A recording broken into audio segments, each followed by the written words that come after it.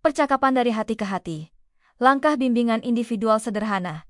Bismillahirrohmanirrohim, dan berbuat baiklah. Karena sesungguhnya Allah menyukai orang-orang yang berbuat baik. Berbuat baik kepada siswa, termasuk mendengarkan dan memberikan bimbingan, adalah bagian dari ihsan yang dicintai Allah.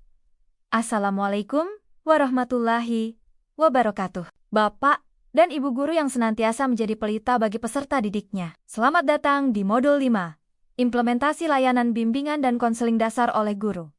Setelah kita membekali diri dengan pemahaman konsep, keterampilan komunikasi, serta kemampuan observasi dan asesmen non-tes, kini tiba saatnya kita memadukan semua itu ke dalam tindakan nyata untuk memberikan pendampingan kepada siswa kita. Salah satu bentuk pendampingan yang paling personal dan seringkali sangat dibutuhkan siswa adalah bimbingan individual. Ini adalah kesempatan bagi kita untuk melakukan percakapan dari hati ke hati dengan siswa, mendengarkan mereka secara lebih mendalam, dan membantu mereka mengatasi kesulitan ringan atau sekadar memberikan dukungan emosional. Kapan kita sebagai guru mata pelajaran atau wali kelas dapat memberikan bimbingan individual sederhana ini? Bimbingan ini cocok ketika kita menanggapi keluhan atau masalah ringan yang disampaikan siswa. Misalnya, ia merasa kesulitan dengan satu topik pelajaran, ada kesalahpahaman kecil dengan temannya, atau ia merasa sedikit sedih. Bisa juga sebagai tindak lanjut dari observasi kita. Misalnya kita melihat seorang siswa yang biasanya ceria tampak murung beberapa hari. Atau ketika ada penurunan motivasi belajar yang tidak terlalu drastis, dan kita ingin mencari tahu penyebabnya, serta memberikan semangat. Ingatlah selalu batasan kita. Bimbingan individual yang kita lakukan bersifat dukungan awal, preventif ringan, dan bantuan praktis sederhana. Jika masalahnya tampak kompleks, sudah berlangsung lama, melibatkan trauma, atau ada indikasi risiko bahaya, maka langkah yang paling bijak adalah segera merujuk siswa tersebut kepada guru BK atau konselor profesional. Sebelum kita melangkah lebih jauh, mari kita ingat kembali prinsip-prinsip dasar yang harus selalu kita pegang saat melakukan bimbingan individual. Empati, kerahasiaan, kesukarelaan dari siswa, keterbukaan, fokus pada siswa, penerimaan tanpa syarat, dan semangat untuk memberdayakan siswa menemukan solusinya sendiri. Lalu, bagaimana langkah-langkah umum yang bisa kita ikuti dalam memberikan bimbingan individual sederhana ini? Langkah pertama adalah membangun hubungan dan kepercayaan, atau rapport building. Ini adalah fondasi. Sebelum siswa mau terbuka, ia harus merasa aman, nyaman, dan percaya kepada kita. Mulailah dengan menyapa secara ramah dan hangat.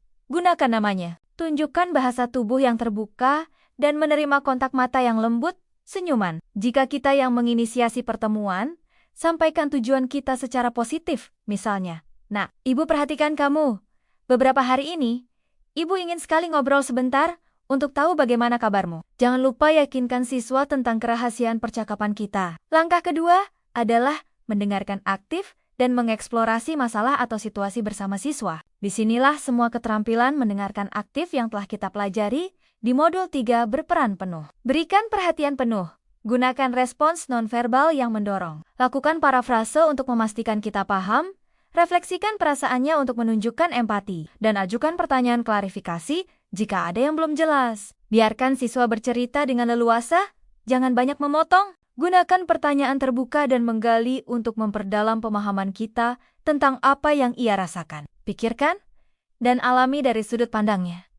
Bisa kamu ceritakan lebih lanjut tentang itu? Atau apa yang kamu rasakan saat itu terjadi? Adalah contoh pertanyaan yang bisa digunakan. Langkah ketiga adalah mengeksplorasi alternatif solusi atau cara pandang baru bersama siswa. Setelah masalah atau situasi tergali dengan cukup jelas, langkah selanjutnya adalah membantu siswa melihat berbagai kemungkinan solusi atau cara pandang baru. Ingat, peran kita di sini adalah fasilitator, bukan pemberi solusi instan. Ajak siswa berpikir.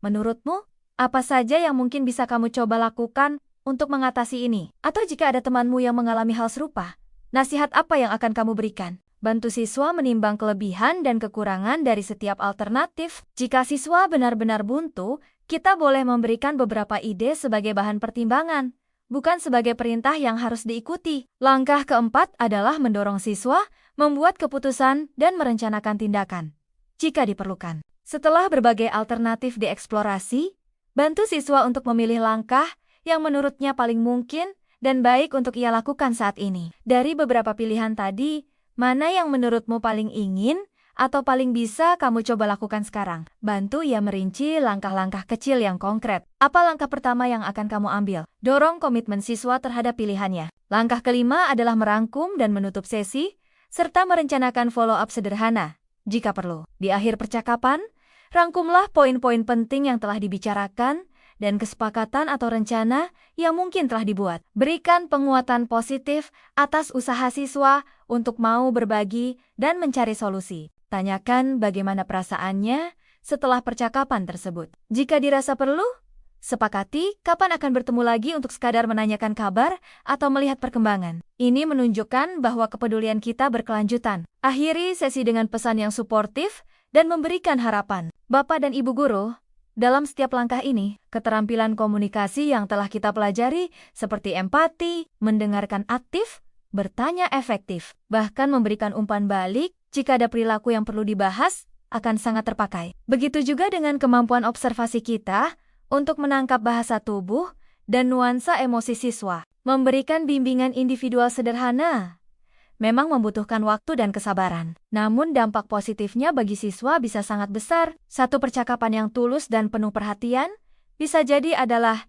titik balik bagi seorang siswa yang sedang merasa sendirian atau kebingungan. Mari kita terus berlatih untuk menjadi pendengar yang lebih baik dan pendamping yang lebih bijaksana bagi setiap anak didik kita. Pada video selanjutnya, kita akan membahas bagaimana kita bisa memberikan bimbingan dalam format kelompok kecil. Terima kasih atas perhatian Bapak dan Ibu. Wassalamualaikum warahmatullahi wabarakatuh.